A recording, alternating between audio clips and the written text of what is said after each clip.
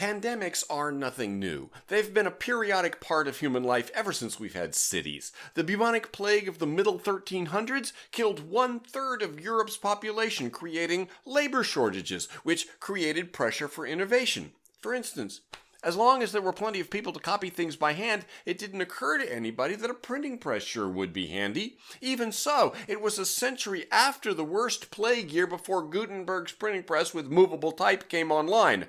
Some 60 years after the Gutenberg press, in 1517, Martin Luther launched the Protestant Reformation. Coincidence? Hardly. For one thing, the Catholic Church jumped on the printing press to crank out the certificates of indulgences, confirmation of going to heaven for those willing to pay enough to the church. Increased traffic in indulgences highlighted the corruption of the church that motivated Luther's reforms. Second, the printing press produced Bibles in the vulgar tongues. Suddenly, more or less ordinary people, if they were literate, no longer had to rely on what priests reported the Bible said.